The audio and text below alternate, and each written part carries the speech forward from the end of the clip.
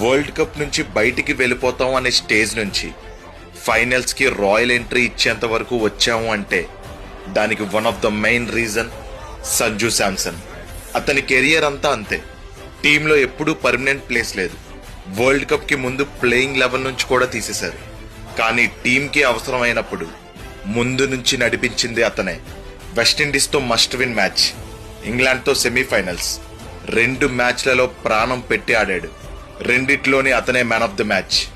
నిన్న 13th over కి Sanju Samson score 89. మెల్లగా కొంచెం సేపు ఆడితే 100 అయిపోతుంది. కానీ తను ఆ స్టెప్ తీసుకోలేదు. అదే ఇంటెంట్ తో కంటిన్యూ అయ్యాడు. మీరు చూస్తే ఇండియా 253 రన్స్ కొట్టిన కేవలం 7 రన్స్ తో మాత్రమే గెలిచింది. దానికి one of the main reason మన ఇంటెంట్. ప్రపంచం అంతా తన పేరు మారుమ్రోగిపోతుంటే పోస్ట్ మ్యాచ్ ప్రెజెంటేషన్ లో Samson man of the match award పట్టుకొని ఈ అవార్డు బుమ్రాకి వెళ్ళాలి అన్నాడు. అతని డెత్ బౌలింగ్ వల్లే మ్యాచ్ గెలిచామని తన టీమ్మేట్ పేరు చెప్పారు చూడండి. ఒక మెట్టు ఎక్కేశాడు అక్కడే. That defines the character of Sanju Samson. He's truly A team player. నిన్న మ్యాచ్ లో మీ ఫేవరెట్ మూమెంట్ ఏంటి? కమెంట్ చేసి చెప్పండి.